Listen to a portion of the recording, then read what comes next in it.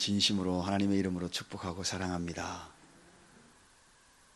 필라델피아 신문의 편집장인 프레드 세드라라는 사람이 어느 졸업식장에서 연설할 기회가 있었습니다.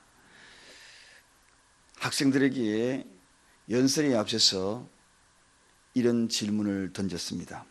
여러분 중에 톱으로 나무를 잘라 보신 분은 한번 손들어 보세요. 그러니까 여학생 한두 명을 빼고 거의 다 손을 드는 겁니다. 그러자 또다시 질문을 합니다. 그렇다면 톱으로 켜고 난 다음에 남아있는 그 톱밥을 톱으로 켜본 경험이 있는 분 손들어 보세요. 그러니까 아무도 손 안 드는 겁니다. 여러분들에게도 한번 질문 던져볼까요? 톱밥을 톱으로 켜본 경험이 있으십니까? 그런 있는 분은 한번 손들어 보실래요? 아무도 없으시네요. 톱밥을 톱으로 켜는 것만큼 어리석은 것이 어디에 있겠습니까? 이미 다 잘려지고 그리고 또 쓸모없는 것인데 그걸 톱으로 켜는 사람은 아무도 없을 겁니다.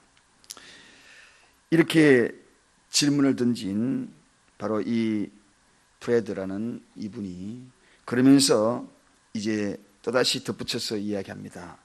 여러분, 그렇습니다. 톱밥이 이미 켜져 있기 때문에 더 이상에 켤 수 없고 또 켜지도 말아야 되고 켤 일도 아닙니다. 과거도 마찬가지입니다. 이미 지나간 여러분의 시절, 학창시절 다 지나가 버렸어요. 이제 졸업입니다. 지나간 일들로 염려하고 걱정하고 후회한들 무슨 소용이 있겠습니까? 이제는 남아있는 것, 그것을 새로 톱으로 켜는 것, 그 일이 남아있습니다. 그렇게 이야기했다는 것입니다. 여러분, 우리도 이렇게 하루하루 세월이 얼마나 빨리 지나갑니까?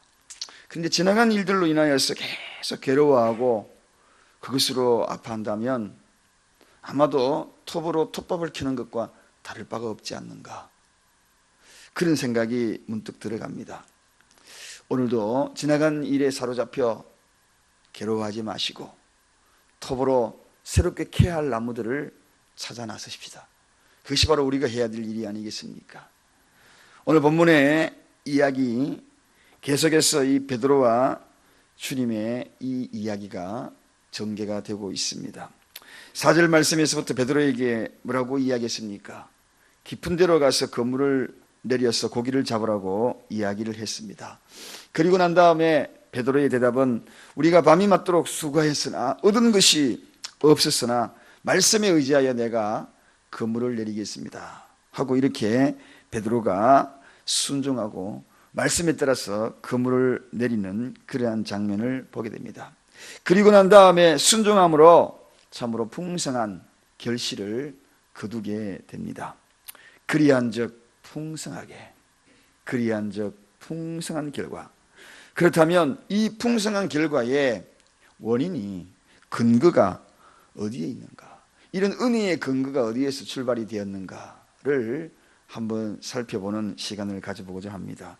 여러분, 사실 이 은혜의 근거를 알게 되면 거기에서 우리의 생각의 차원이 달라지고 그리고 일하는 행동의 모습이 달라질 것입니다. 근거를 알게 되면. 엉뚱한 곳에 가가지고 예서 힘써서 일한 만큼 어리석은 것이 없잖아요. 군대 가서 이 독도법이라는 것이 있거든요. 지도를 보고 목적지까지 찾아가는 겁니다. 너무나 아무 정보도 없이 오직 지도만 가지고 좌표를 찍고 거기까지 찾아가는 거죠. 그런데 그것을 잘못 읽으면 엉뚱한 곳에서 계속 그 편말을 찾습니다. 아무리 찾아가도 그 편말을 찾을 수가 있겠습니까? 근거를 알아야죠. 지도를 따라가지고 어느 길로 어떻게 가야 된다는 것을 분명히 알기 위해서 나침판을 정 위치에 시키고 지도와 같이 맞춥니다. 지도 나침판 정치라 그럽니다. 딱 남북으로 맞추면 지도도 남북으로 딱 거기에 위치를 맞춰야 되는데 나침판을 맞추지 아니하면 도무지 목적지를 찾을 수가 없는 겁니다. 그래서 근거를 잘 알아야 돼요. 방향이 북쪽인지 남쪽인지 이걸 모르면 결국은 실패하는 거죠. 은혜의 근거, 여러분 은혜의 근거가 어디에 있는가? 내 인생에 풍성하게 가져다 줄 은혜의 근거가 어디에 있는가? 이것을 아는 이가 오늘 이 새벽에 그 기도에 힘이 있을 것입니다. 근거 없이 대상을 알지 못하고 무엇인가 붙들고 있는 것만큼 어리석은 것이 없거든요. 막연한 것 붙들고 있는 것만큼 그 인생이 참으로 처량해 보일 수가 없는 겁니다. 여러분은 무엇을 붙들고 무엇을 근거로 하여서 오늘도 이 새벽에 나오셨습니까? 오늘 근거에 대해서 분명히 이야기하는 겁니다. 그 근거가 되시는 분이 누구십니까? 풍성한 은혜를 베풀 수 있는 그런 분이 누구이신가? 오늘 그 배에 그물이 찢어지도록 가득 차게 한 그분이 누구이신가? 그분은 바로 주님이신데 모든 것을 알고 계시는 주님이라는 것입니다. 여러분, 알고 계시는 주님이기에 그분은 분명히 근거자입니다. 은혜의 근거자입니다. 오늘 여기에 너무나도 송두리째 알고 있는 대목이 나옵니다. 밤이 맞도록 수고하였으나 얻은 것이 없는 자리입니다. 이 자리를 예수님이 모르셔가지고 그곳으로 가서 다시 그물을 내리라고 이야기했겠습니까? 베드로의 이 고백 이전에 그들이 밤이 맞도록 고생한 것 다 알고 있습니다. 사정과 처지를 다 알고 있습니다. 그럼에도 불구하고 베드로에게 그물을 내리라 하는 것입니다. 그들이 빈손인 것 다 알고 있습니다. 밤이 맞도록 빈손이었던 그 사실을 알고 있는 주님이었다는 것입니다. 여러분, 모르고 우리에게 말씀하지 않습니다. 알고 있는 주님입니다. 심지어는 안고 일었음을 다 알고 계신다. 심지어는 우리의 신음소리조차도 다 알고 계신다. 심지어는 내가 내 마음속에 품고 있는 내 중심의 생각까지 다 알고 계신다. 이 정도면 여러분 은혜의 근거가 되지 않겠습니까? 그래서 은혜를 베푸시는 겁니다. 알고 있기에, 빈손이기에, 빈 그물이기에 필요가 무엇인지를 알고 있는 그들에게 은혜를 베풀고자 했던 것입니다. 사랑하는 여러분, 그래서 오늘 우리는 알고 있는 주님, 내 삶 송두리째 잘 알고 있는 주님, 나보다도 더 잘 알고 있는 주님 앞에 나와서 은혜의 근거 앞에 나와서 머리를 엎드리는 것입니다. 그리고 머리를 조아리는 것입니다. 또 그분은 어떤 분인가? 그분이 하시고자 하시는 모든 일은 선한 의도를 갖고 있다는 것입니다. 첫 번째는 알고 계시지만 그분은 선한 의도를 가지고 말씀하시는 분입니다. 여러분, 깊은 데 그물 내리라. 우리가 생각할 때는 참으로 이해가 되지 않습니다. 왜 나를 이렇게 수고하고 힘들게 만드나? 왜 다시 또 그물을 내려서 나를 힘든 일로 몰아넣는가? 그러하지만 그 모든 일조차도 우리 주님은 선한 일에 의도가 있다. 행여나 여러분을 고통스러운 것으로 몰아낸다면 그 고통으로 인하여 푸념하고 아파하고 그리고 괴로워하는 것은, 그러면서 한숨 쉬면서 하시는 일이 뭡니까? 나도 모르게 자신이 쏟아놓는 푸념이 무엇입니까? 왜 나를 이렇게? 라고 이야기하지 않습니까? 그런데 그 일조차도 주님이 선한 의도가 있다. 선한 의도가 있다. 또한 왜 저 사람을 나에게 만나게 해 주었는가? 그렇게 생각하면 우리 주님은 늘 거기에도 선한 의도가 있다. 어떻게요? 선을 이루는 것이 그분의 목적이기 때문에, 합력하여 선을 이루는 것이 그분의 목적이기 때문에 모든 일들, 주님이 하시는 모든 일들은 선한 의도가 있다. 내가 오늘 발걸음을 옮겨서 어떤 일을, 무슨 일을, 누구를 만나든 간에 그 속에는 숨겨져 있는 선한 의도가 있다. 왜 하필이면 이 일을 해 나를 고통스럽게 만드는가? 왜 나를 힘들게 만드는가? 왜 나를 눈물 흘리게 만드는가? 왜 나를 이렇게 가시밭길을 걸어가게 하는가? 왜 나를 이렇게 광야로 몰아내고 있는가? 왜 나를 이렇게 수많은 시험거리들을 다가오게 만드는가? 거기에는 다 선한 의도가 있다. 선한 의도. 그것을 통하여서 하나님께서 어떻게 하시는지, 그리한즉 풍성하게, 할렐루야, 그리한즉 내 인생에 풍성하게 하시기 위한 선한 의도가 있는 것을 우리 인간은 미처 깨닫지 못할 때가 참으로 많습니다. 바닷가의 조약들 이야기를 가끔 저는 합니다. 아무리 생각해도 조약들 너무나 예쁘게 다듬어지는 그 과정들이 신기하잖아요.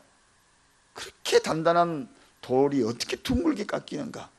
그것도 물결에 너무나 힘이 없는 물, 그 물이 무슨 힘이 있다고 생각했습니까? 그런데 그것에 깎여서 둥글게 바뀌잖아요. 처마 밑에 주춧돌에 구멍이 뚫리는 거 보면 정말 신기해요. 처마 밑에 초가집 거기에서 똑똑똑 떨어지는 그 물방울이 어떻게 그렇게 바위에 구멍을 내는지.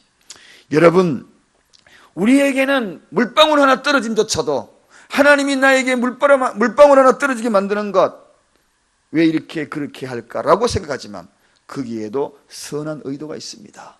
하나님이 그를 통하여 우리에게 말씀하시고자 하시는 선한 의도들이 다 있다는 것. 오늘 여러분이 맡고 있는 것, 하나님의 백성들이 경험하는 것, 여러분 우리가 인생에 경험하는 모든 것, 이미 하나님의 사람이 되었다면 그때부터는 그의 손바닥 안에 있는 겁니다. 그러므로 하나님의 모든 우리에게 행하시는 일들은 선한 의도가 있다는 거 잊지 마시기 바랍니다. 그래서 참새 한 마리 떨어지더라도 하나님이 허락지 아니면 떨어질 이유가 없다 그랬는데, 저와 여러분이 만나는 그 만남 속에 필연적인 그 만남, 하나님의 선한 의도가 없겠습니까? 그러므로 눈물을 닦으시고 새롭게 힘을 가지고 용기를 가지고 이러시길 바랍니다. 단지 우리가 해야 될 것이 뭡니까? 그리 한적을 잘해야 합니다. 그리 한적을 잘해야 돼요. 그리 한적이 뭡니까? 순종이지요. 여러분, 순종이 뭐라고 이야기했습니까? 지난 수요일인가요? 금요일인가요? 분명히 순종에 대해서 말씀을 드렸습니다. 내가 확신에 가득 찬 것,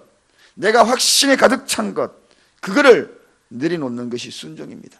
분명하다고 인정하는 것, 책에 막 적혀 있어요. 내가 읽었어요. 공부했어요. 확실한 지식이었어요. 그런데 그걸 뒤집는 것, 그게 순종입니다. 베드로가 확신에 찬 것, 그거를 뒤집어서 깊은 곳으로 다시 간 거예요. 이게 순종입니다.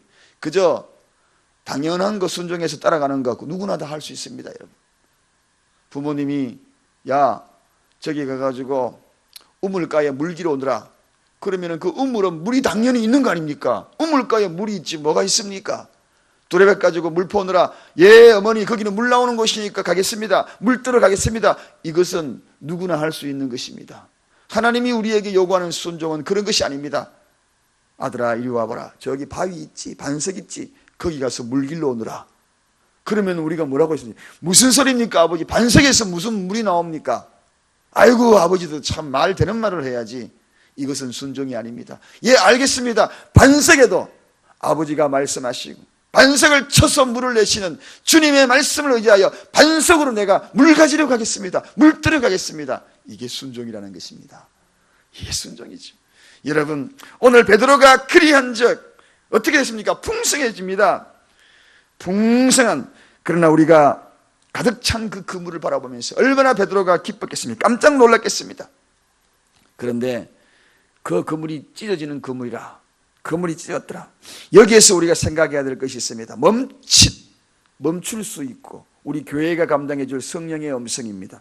여러분, 우리가 아무리 사랑의 프로포즈에서 새 가족들을 아무리 우리 교회에 올라오라 해도 그물을 제대로 준비하지 못하면 찢어진 그물 사이로 다 빠져나갈 것입니다. 무엇을 해야 합니까 여러분? 고기 잡는 것도 중요하지만 그물 찢어지지 아니하게 철저히 준비하는 것입니다.